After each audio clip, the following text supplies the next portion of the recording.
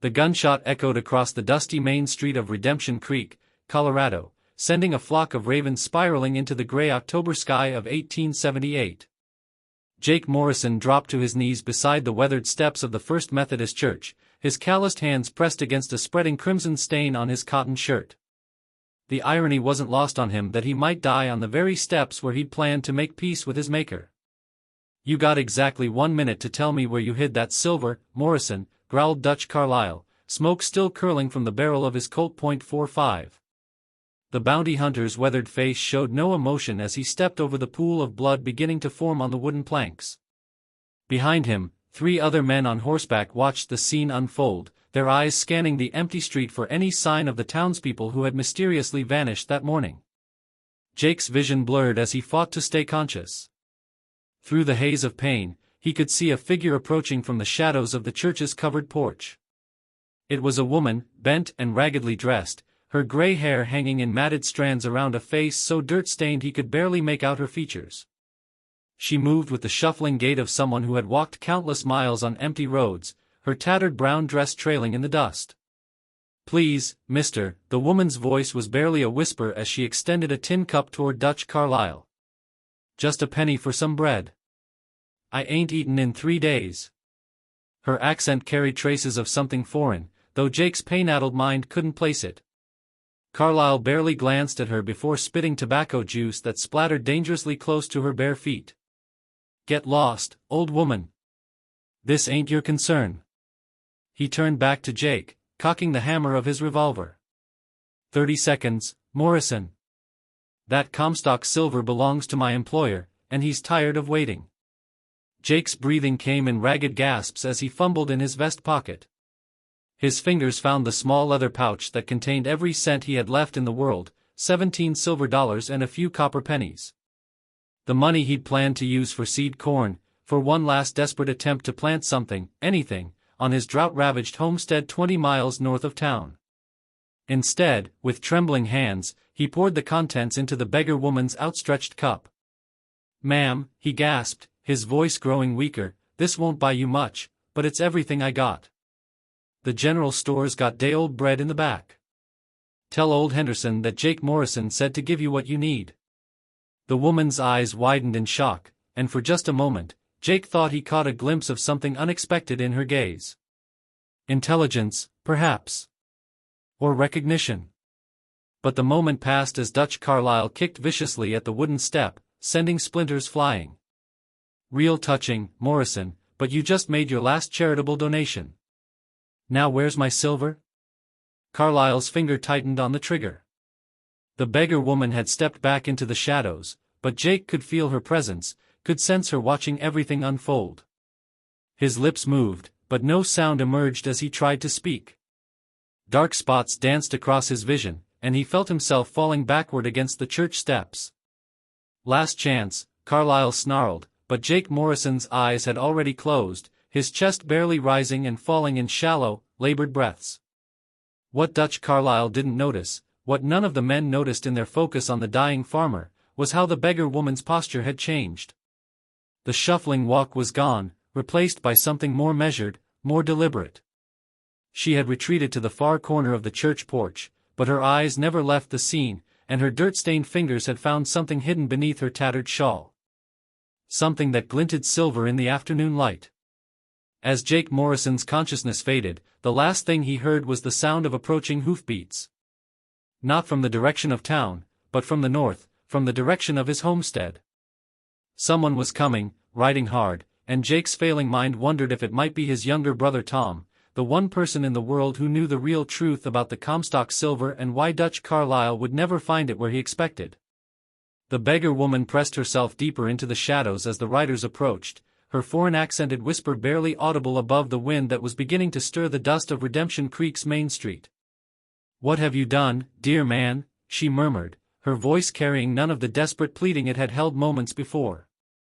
Instead, there was something else in her tone, something that spoke of education, of refinement, of secrets that ran deeper than the drought-hardened soil of Colorado territory. Dutch Carlyle raised his revolver one final time, but the approaching hoofbeats were growing louder, and even a man of his reputation knew better than to be caught standing over a bleeding farmer on church steps when the law might be riding into town. With a curse that would have made a sailor blush, he holstered his weapon and signaled to his men. "This ain't over, Morrison," he snarled at Jake's unconscious form. "Not by a long shot." As the bounty hunters spurred their horses toward the back alleys of Redemption Creek, the beggar woman emerged from her hiding place. The transformation was subtle but unmistakable. The shuffling gait was gone, replaced by steps that, despite her ragged appearance, carried themselves with an unmistakable dignity. She knelt beside Jake Morrison, her surprisingly clean hands checking for a pulse at his throat. "You fool," she whispered, but there was admiration in her voice rather than criticism. "You beautiful, generous fool." The approaching riders were almost upon the church now, and the woman who was not quite what she seemed quickly returned to her beggar's posture. But as she did, she slipped something small and metallic into Jake Morrison's vest pocket, something that would change everything if he lived long enough to understand its significance. The hoofbeats thundered to a stop in front of the Methodist church, and a voice called out with desperate urgency. "Jake! Jake, where are you?" It was Tom Morrison, Jake's younger brother, and the panic in his voice suggested he already knew more about this day than any brother should. Tom Morrison's boots hit the dusty ground before his horse had fully stopped, his face pale as winter snow as he took in the blood-soaked scene before him. At 28, he was 6 years younger than Jake, but the worry lines etched around his green eyes made him look older as he knelt beside his brother's still form. "Jake, can you hear me?" Tom's voice cracked as he pressed his ear to Jake's chest, relief flooding through him at the sound of a weak but steady heartbeat. His hands moved quickly, checking the wound with the practiced efficiency of someone who had seen too much violence in his years working the silver claims around Virginia City. The beggar woman remained in the shadows of the church porch, but Tom's arrival had not gone unnoticed. She studied him with the same intense gaze she had fixed on his dying brother, noting the quality of his boots despite their dusty appearance, the way his hands moved with confidence as he examined Jake's wound, and most tellingly, the heavy leather satchel that had fallen from his horse when he dismounted in such haste. "He needs a doctor," Tom muttered, more to himself than anyone else, as he tore strips from his own shirt to press against the bleeding wound. Doc Henley should still be in town. He looked up, scanning the empty street with growing alarm. "Where is everybody?" "They ran when the shooting started," the beggar woman said quietly, stepping forward just enough that Tom could see her weathered face in the afternoon light. "Your brother, he gave me his last coins. Everything he had." She held up the tin cup, the silver dollars catching the sun. "Said to tell Henderson at the general store that Jake Morrison vouched for day-old bread." Tom's head snapped up, his eyes focusing on the woman for the first time since his arrival. Something in her voice, beneath the rough accent and desperate tone, made him pause. There was an education there, a refinement that didn't match her appearance. In his years working the mining camps, he had learned to read people quickly, and this woman was not what she appeared to be. "Ma'am," he said carefully, "I appreciate you staying with him, but I need to get my brother to Doc Henley's place." Tom reached for the leather satchel that had spilled its contents when he dismounted. Silver ore samples scattered across the ground, along with official-looking papers and what appeared to be mining claim documents. "Dutch Carlyle did this, didn't he?" The woman's eyes widened slightly at the mention of Carlyle's name, and Tom caught the reaction. "You know him?" "I know his reputation," she replied, but there was something else in her voice now, something that sounded almost like recognition. "He was asking about silver." "Comstock Silver," he said. "Claimed it belonged to his employer." Tom's jaw tightened as he gathered up the scattered documents, his movements suddenly more urgent. "His employer."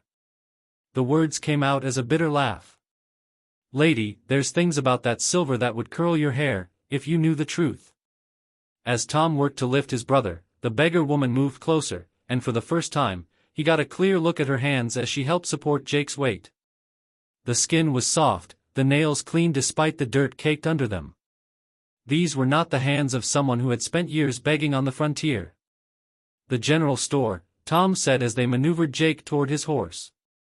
"Henderson's place." "You said my brother told you to go there?" "He did."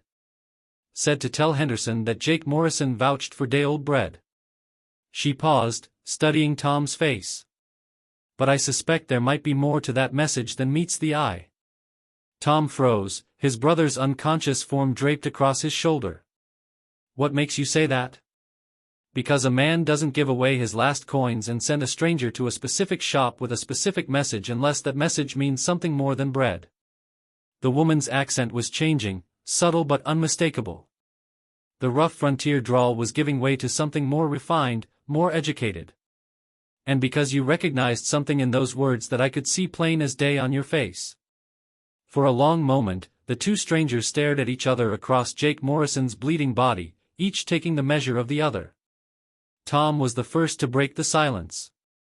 Lady, I don't know who you really are, but if you're thinking what I think you're thinking, you'd best be very careful. The silver Dutch Carlyle is looking for isn't just any silver. It's evidence.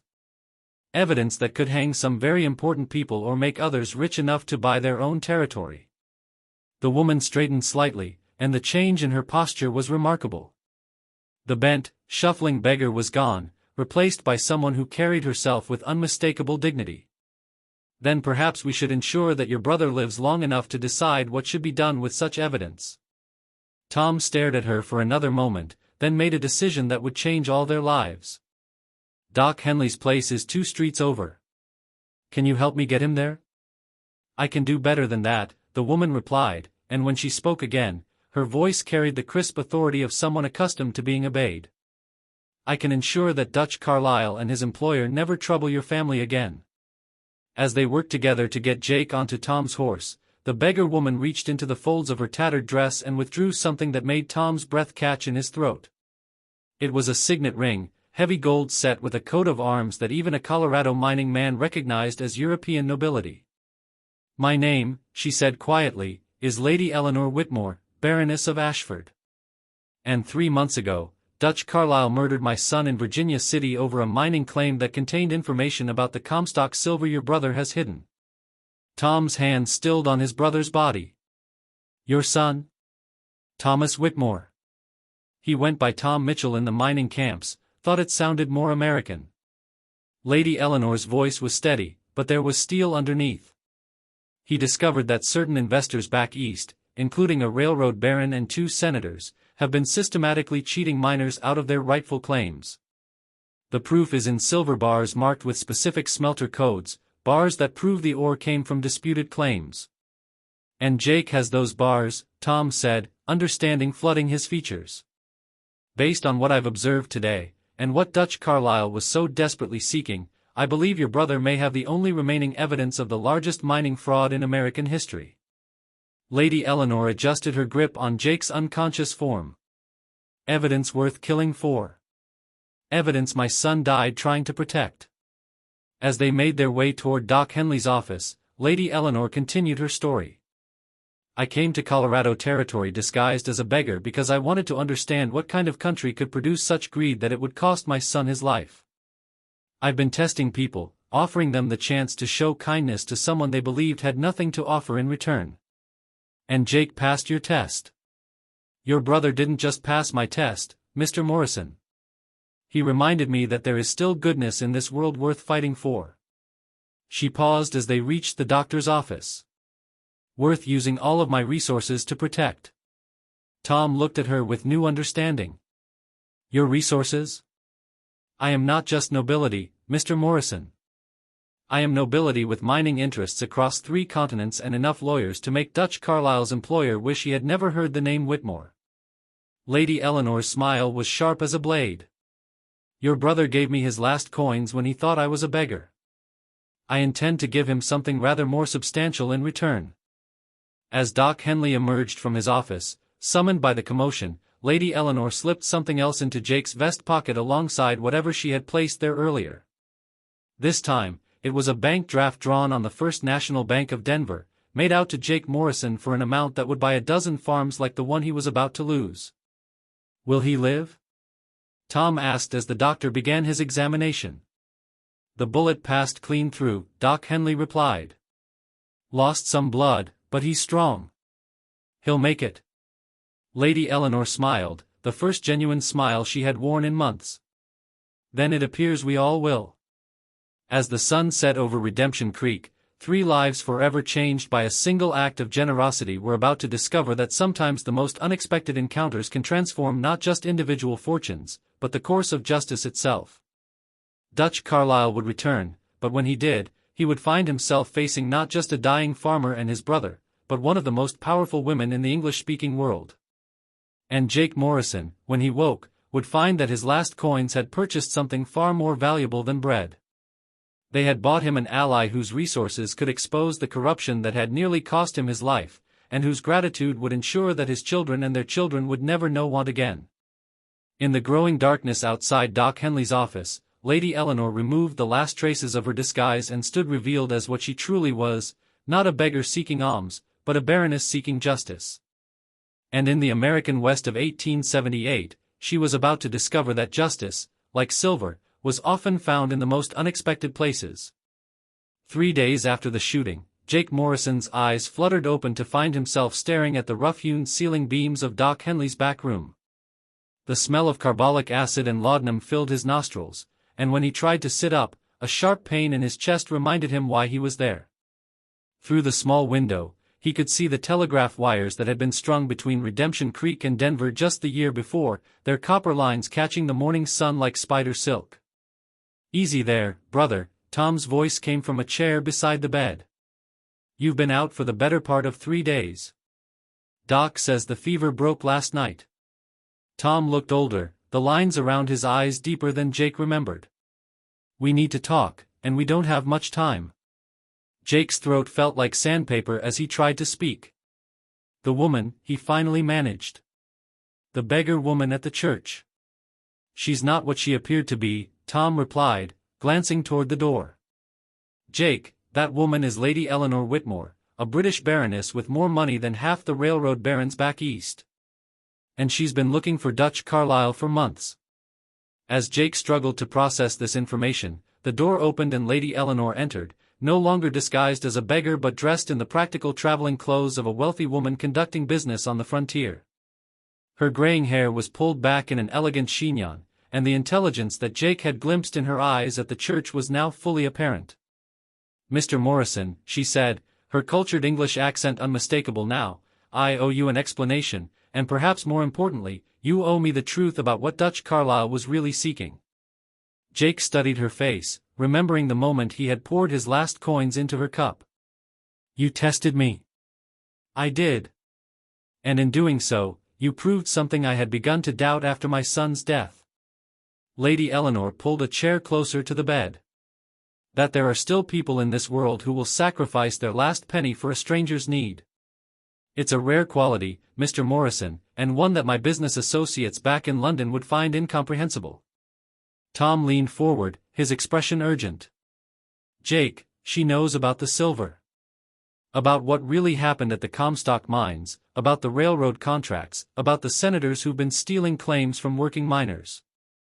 "Her son," Jake said, pieces beginning to fall into place. "Tom Mitchell." Lady Eleanor's composure faltered slightly. Thomas discovered that a syndicate of American politicians and railroad investors had been systematically defrauding miners of their legitimate claims. When ore was extracted from disputed properties, it was marked with specific smelter codes that could prove ownership. Thomas gathered evidence, including silver bars bearing these codes, intending to expose the fraud. Jake's hand moved instinctively to his vest pocket, where he felt the small metal object Lady Eleanor had placed there during his unconsciousness. "And Carlyle killed him for it." "Dutch Carlyle works for Senator Harrison Caldwell of Pennsylvania," Lady Eleanor continued. "Caldwell has investments in 3 major railroad companies and owns interests in mines from Colorado to Nevada. When Thomas threatened to expose the fraud, Caldwell sent Carlyle to silence him and recover the evidence." Tom stood and walked to the window, watching the street nervously. "The silver bars Thomas collected are hidden in our mine shaft, 20 miles north of town. But Carlyle knows they're somewhere around Redemption Creek, and he won't stop until he finds them. Which is why," Lady Eleanor said, "I propose we give him exactly what he's looking for." Jake struggled to sit up, ignoring the pain in his chest. "Ma'am? I've spent the last 3 months investigating Senator Caldwell's business dealings. Through my contacts in London and New York, I've documented his entire operation. Railroad contracts awarded to companies he secretly owns, mining claims transferred through forged documents, even telegraph communications between his office and various mining operations. Lady Eleanor's smile was sharp. What I lack is the physical evidence that proves the ore came from the disputed claims. The silver bars, Tom said, understanding dawning on his face. Precisely. But simply recovering them won't be enough. We need to catch Caldwell and his associates in the act of trying to destroy the evidence. Lady Eleanor reached into her reticule and withdrew several official-looking documents. I've arranged for federal marshals to be in Redemption Creek tomorrow. I've also sent telegrams to newspaper editors in Denver, San Francisco, and New York, alerting them to a story that could expose corruption reaching into the highest levels of the United States Senate. Jake examined the documents, noting the official seals and signatures. How did you manage all this? Mr. Morrison, I am not merely a grieving mother seeking justice for her son's death. I am a woman with extensive business interests in mining operations across 3 continents.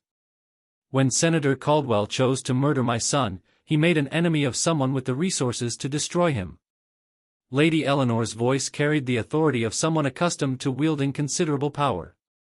My lawyers in London have already begun proceedings to freeze Caldwell's European assets. My business partners in New York are applying pressure to his railroad investments. But I want him to face American justice for American crimes. Tom returned to his chair, his expression troubled. It's dangerous. If we lead Carlyle to the mine, there's no guarantee we'll survive the encounter. Which is why we won't be going alone, Lady Eleanor replied. She pulled out a telegram dated that morning. Federal Marshal William Tucker and 6 deputies are currently en route from Denver. They should arrive this evening. I've also arranged for additional security through the Pinkerton Detective Agency. Jake felt the small object in his pocket again, finally pulling it out to examine it. It was a telegraph key, small and portable, the kind used for emergency communications. What's this for? Insurance, Lady Eleanor said. If anything goes wrong tomorrow, if Carlyle somehow escapes or if the marshals fail to arrive in time, you can use that to send an emergency telegraph to my associates in Denver. The frequency is already set, and the message is pre-coded. One transmission will set in motion a chain of events that will expose the entire conspiracy, regardless of what happens to any of us. The room fell silent as the 3 conspirators contemplated the risks they were about to take. Outside, the normal sounds of Redemption Creek continued, unaware that their small town was about to become the center of a scandal that would reach into the highest levels of American government. There's something else, Lady Eleanor said quietly. Something I haven't told you about Senator Caldwell's operation. The corruption doesn't stop with mining fraud. He's been using his position on the Senate Railroad Committee to award construction contracts to companies that employ convict labor and Chinese workers at starvation wages. Thousands of men have died building his railroads, and their families have received nothing. Jake thought of his own struggles, of the drought that had driven him to the brink of losing his farm, of the desperation that had led him to give his last coins to a stranger. How many other people has he destroyed? More than we'll ever know, Lady Eleanor replied. But tomorrow, we can ensure he destroys no one else. As afternoon turned to evening, the sound of approaching horses announced the arrival of Marshal Tucker and his deputies. Lady Eleanor rose from her chair, her transformation from grieving mother to avenging angel complete. Gentlemen, she said, tomorrow we're going to teach Senator Harrison Caldwell that some crimes cannot be bought, buried, or forgotten. And Dutch Carlyle is going to learn that when you kill someone's child, you had better make certain their mother doesn't have the resources to hunt you to the ends of the earth. Jake Morrison, the farmer who had given his last coins to a beggar, was about to become the key witness in the most significant corruption trial of the Gilded Age. And Lady Eleanor Whitmore, the Baroness who had disguised herself as a beggar to test the goodness of strangers, was about to prove that justice, like silver, was most valuable when it was refined by fire. The stage was set for a confrontation that would determine not just the fate of the evidence hidden in a Colorado mine shaft, but the future of integrity in American business and government. Tomorrow, in the shadow of the Rocky Mountains, the last great battle of the Old West would be fought not with guns alone, but with the most powerful weapons of all, truth, justice, and the unbreakable will of those who refuse to let evil triumph.